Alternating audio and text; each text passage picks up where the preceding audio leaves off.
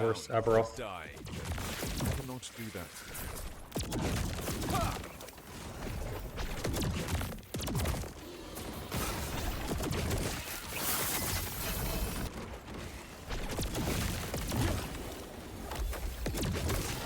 I cannot do that.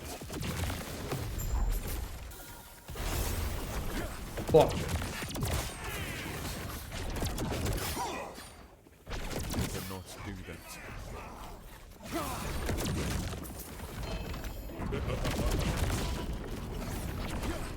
Stand down or die. We got him. G'day guys, it's Vamp here. Today I'm going to kind of give you a bit of a build guide on my damage over time Void Knight, focusing on Devouring Orb mainly, and Time Rot. And yeah, I'm level 97, only got a few levels left to go. I've beaten Aberoth, as you saw at the start. I'm kind of working my way towards Uber Aberoth at the moment. I'm not that stressed about it though. I kind of want to try some other builds out, since this one's done pretty well. I'm currently sitting on pretty comfortably running a, what corruption is it? 423 corruption. So I have a feeling I could do Uber Aberoth perfectly fine. Yeah, so to begin with, I saw the reworks to Void Knight. I know a lot of people are doing kind of the spin to win or Erasing Strike melee setups. I wanted to do something a bit different. Yeah, focusing on damage over time. Now, no unique particular meta tree, but obviously for scaling, it kind of helps to have the right things. For example, yeah, Anchor's just really good for the endurance stuff and the void damage. Good stuff. I'm focusing kind of around the set, which gives the mad void penetration with Time Rot and the more void damage per stack of Time Rot there. I've got a absolutely ridiculous shield that originally dropped with 3 Exalted Affixes and nothing else, so I could easily craft the set bonus on, pull it off, and then block effectiveness. I then re-rolled it with some Runes of Havoc to get the block chance up as high as possible. So my defenses are sitting pretty nice. I think the only slot that I really hate right now is my Amulet. It has 1 good stat on it, plus the crafted set bonus. I've been struggling to replace it. But yeah, quick kind of rundown on skills. Now, I'm focusing on Devouring Orb because I was looking through skills that would scale up damage over time and Time Rot stuff. Specifically, Devouring Orb has the damage over time to nearby enemies now. That's a new thing. And it has a couple of nodes for Time Rot, like this one here. It says this chance also applies to hits from sub-skills. So chance each second to apply it, and then also apply on hits. We got radius each second, which I don't really care too much about. The Void Pen's really good. The AoE is really nice. This node here is kind of the big one, getting the more damage over time, because that applies to both hit and the Time Rot. And then the significant thing here, now this one's interesting because it makes your playstyle very different. You can see that in an example, it says if you consume 3 orbs, you get 300% more damage, 150% more area, and 12% less ailment damage. The weird thing about this is even if you're at 10 orbs, your 11th orb will up your damage by 10%, but it will only lower your damage. Oh, actually, at that point, you'd be losing quite a lot of damage. 10 orbs, 5 orbs per...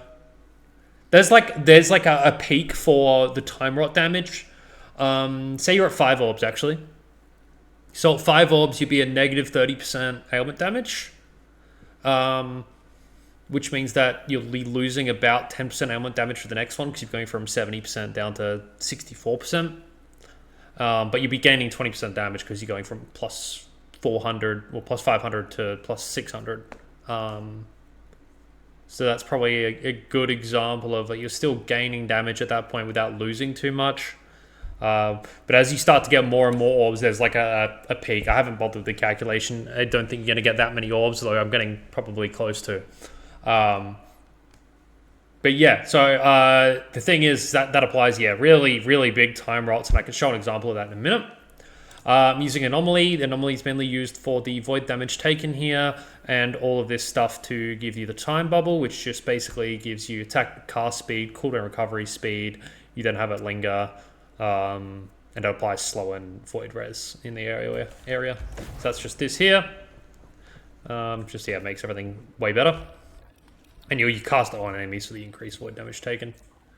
Volatile Reversal. Now, this is a bit of a weird one. Now, Volatile Reversal, we mainly going to use that for... I'll get to symbols open in a second. The Devouring will pull towards you when you go forwards. Basically, yep, you go forwards, pulls it with you. Good stuff.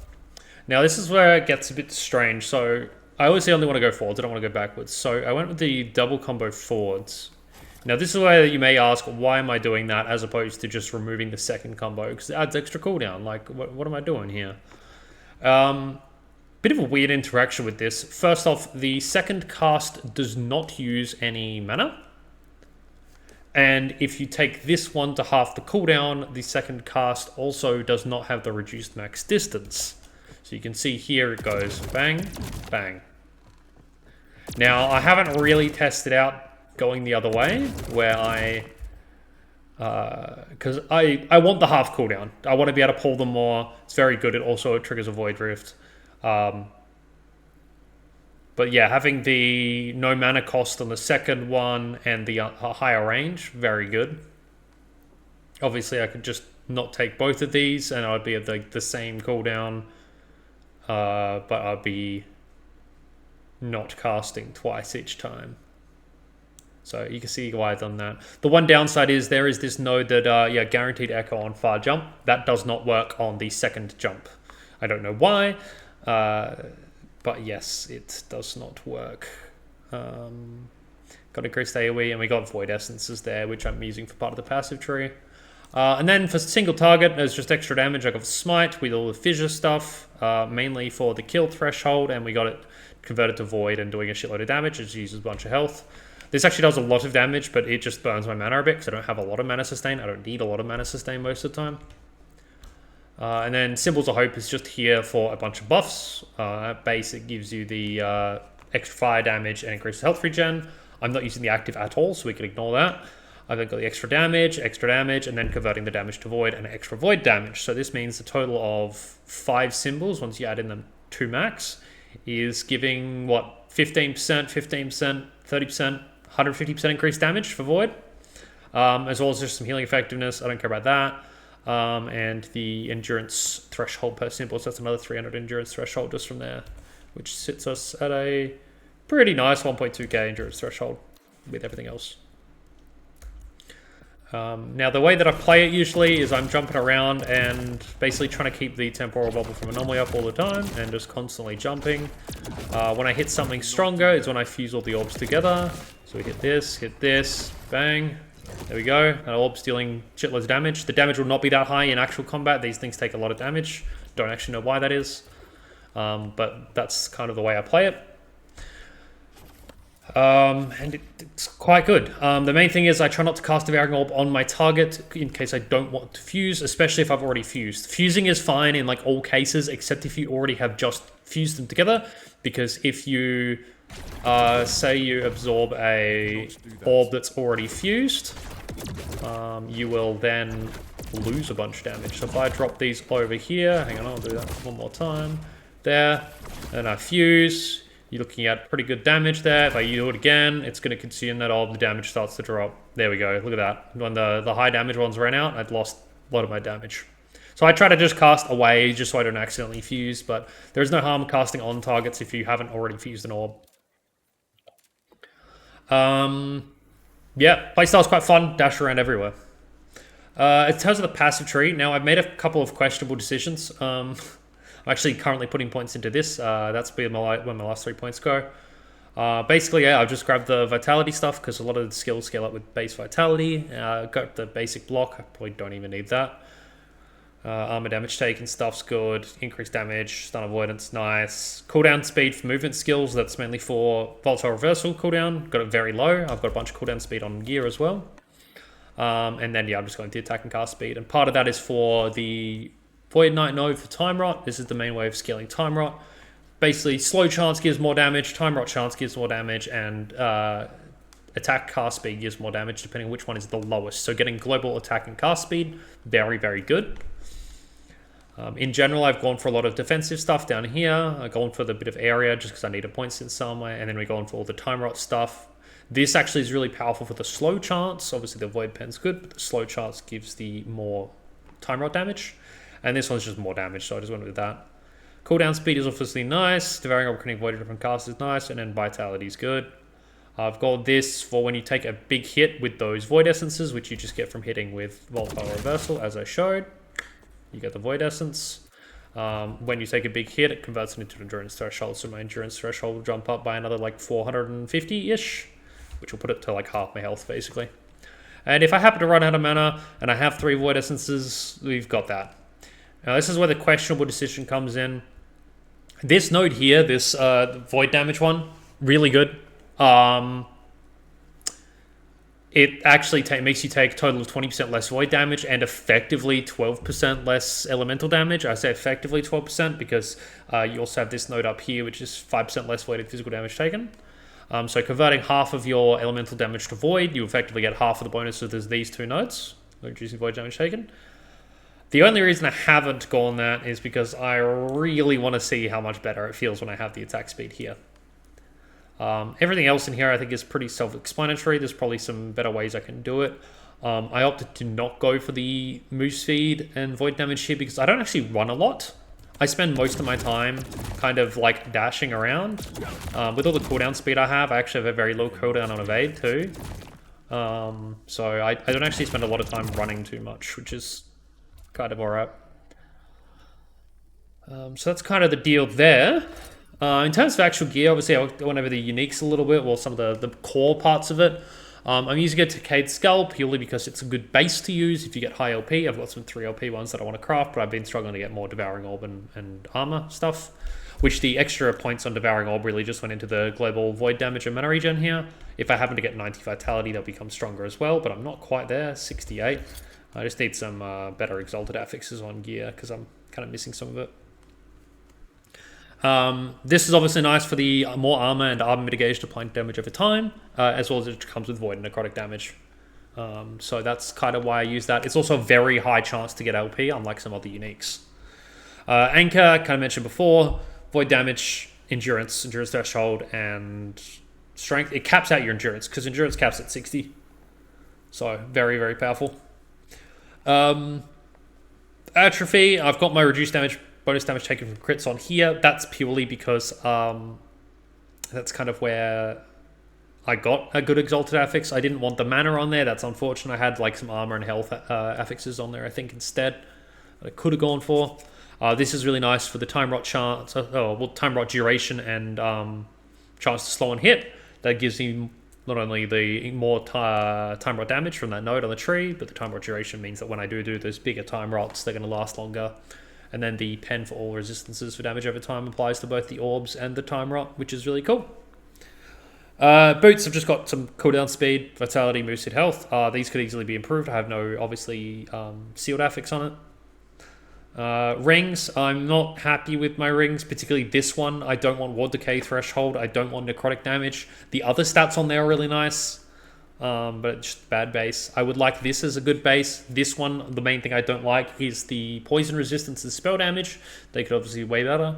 But yeah, this is a really good base. The all attributes cooldown speed is great because cooldown speed means more orbs mean more damage. By standard, the orbs damage over time does stack, but the time rod obviously caps at 12 and more orbs means fusing. Maybe I don't need more orbs at this point. Belt, really happy with. Mana regen, void damage, cooldown speed, reduced damage taken from crits, chance to cleanse all ailments. I am actually capping my reduced bonus damage taken from crits thanks to this node as well. One thing I forgot to mention, I've just got some endurance threshold there, I've got some block chance here, and the spell damage to the shield, and then reduced damage taken from crits there. So between that node and these 2 bits of gear, I have capped my reduced bonus damage taken from crits. Any bonus damage taken from crits that you're missing, you can make up for just here. But yeah, it kind of works. Then, of course, as I mentioned before, we got the set items. Really, really good shield I got. Yeah, prioritize the armor, health, block effectiveness. I could probably get some other defenses there. A lot of it is filling out resistances. So the reason, I've got the poison resist, I'm way over cap poison there. Ellie resist here, and this thing with its fire and lightning base, cold physical. Without the fire and lightning on there, I'd not be capped. It's a bit of a mess. I haven't found a good sword to replace this because the 66% void damage, the flat spell damage, and the attack and cast speed is really good because you can't usually get attack and cast speed on weapons. You can get like melee attack speed or cast speed. But global attack and cast speed is just really powerful for that time rot node. And yeah, my chest armor, I could easily get some improvements. So it's only a tier 6% health. I'd love to get tier 7 and probably not use the echo damage when skill echoes. It's good, but it's not that good for how I'm using it. But yep, that's kind of how that works. And then for a lot of idols, I've just gone for fixing resistances, got armor, percent armor, some health stuff, some endurance stuff, though I don't need that so much anymore now that I've got the anchor good, because I previously took a while to get the anchor, so these were actually quite good. And the large ones are the kind of the important ones here. Huge amounts of void damage with the skill echoes and void damage over time. We got armor, mitigation applying to damage over time, less damage taken over time while using a shield, health gain on block. And this one's just got mana efficiency and chance to slow with the increased movement speed and damage. The chance to slow obviously contributing to time rot damage. And just as some extra notes while I fight this Harbinger at 420 corruption. It's really just, I don't know how much more I'm gonna play. I might try hitting 100 and do Uber Aberoth, but kind of want to just play a different build as well. I have a character that's all about the new unique item from for Sorcerer, well for Focus, that lets you move while channeling Focus and automatic Lightning Blasts. I have a pretty nice setup with the Harbinger of Stars Meteor Belt that just drops meteors everywhere. That, or I've got a permanent Spriggan form using one of the new uniques as well. Basically, I'm trying to make a class, a build for each class with the new stuff we've got. But yeah, let me know what you'd like to see. Let me know if I can make any other guides. In saying that, I usually don't play quite as much as I have on this character. But yeah, and as you can see, I'm fusing my Devouring Orb with every so often, but otherwise I'm just kind of casting them out. Like I'll cast over there, drop them in, drop in. Do it again. I haven't fused in a little while. Or I think I just accidentally did. I did, yep. Do that. As you see, I'm pretty fucking tanky. This is the highest difficulty I've done a Harbinger on. It even has a 36% increase. And I have no real problem here. But yeah, also make sure to come check me out on Twitch. I'm going to try to be live more. I may go back to playing some more Path of Exile, or I'm going to be running a bunch more of this, different characters. Or I'll be streaming some Oblivion. Did I get lucky? 1 LP anchor. It's okay. I've got a 2 LP one somewhere. But yeah, should be good. Let me know how you guys go. Let me know if there's anything else I missed. Yeah. Cheers for watching. I hope it helped.